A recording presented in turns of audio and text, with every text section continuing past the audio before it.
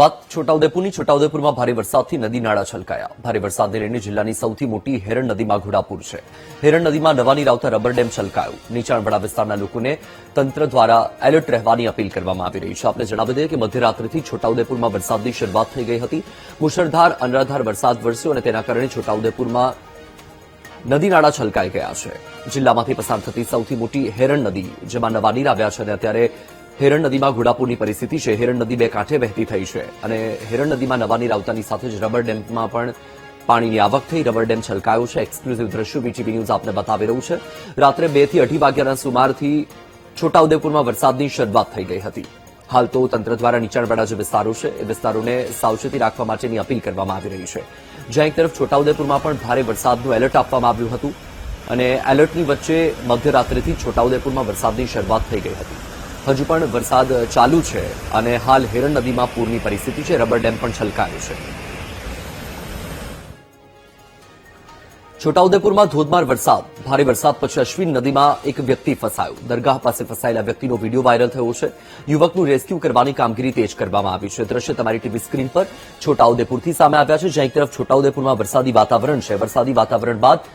હેરણ નદી અશ્વિન નદી સહિતની જે નદીઓ છે તેમાં પૂરની પરિસ્થિતિ છે અને તેવી સ્થિતિમાં એક વ્યક્તિ અશ્વિન નદીમાં ફસાયો હોય તેવા અહેવાલ પ્રાપ્ત થયા છે દરગાહ પાસે ફસાયેલા વ્યક્તિનો વિડીયો વાયરલ થયો છે હાલમાં તો આ યુવાનનું રેસ્ક્યુ કરવા માટેની જે કામગીરી છે એ કામગીરી કરવામાં આવી રહી છે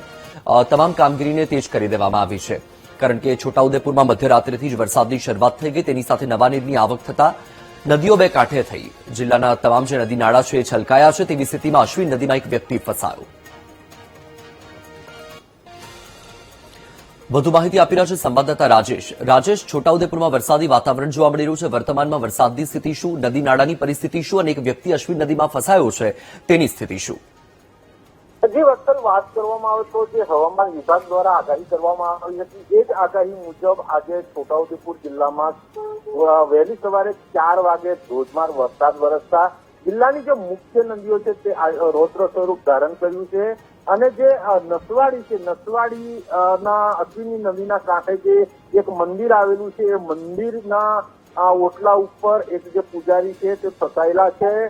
જેના વિડીયો પણ અત્યારે વાયરલ થયા છે હાલ રેસ્ક્યુ ટીમ જે છે એ આ જે પૂજારી ફસાયેલા છે તેને બચાવવાની કામગીરી હાથ ધરવામાં આવી છે અને જે મુખ્ય રસ્તાઓ છે તેના ઉપર પણ પાણી ફરી વળતા વાહન વ્યવહાર પણ અસરગ્રસ્ત થયો છે જેને લઈને આજે જે વરસેલા વરસાદને લઈને છોટાઉદેપુરનું જે જનજીવન છે પ્રભાવિત થયું છે જીવત્સલ રાજેશ જો સાર્વત્રિક છોટાઉદેપુરની વાત કરવામાં આવે તો અત્યારે છોટાઉદેપુરના કયા વિસ્તારમાં વધારે વરસાદ છે વરસાદથી કયો વિસ્તાર પ્રભાવિત છે અને વરસાદની શરૂઆત ક્યારથી થઈ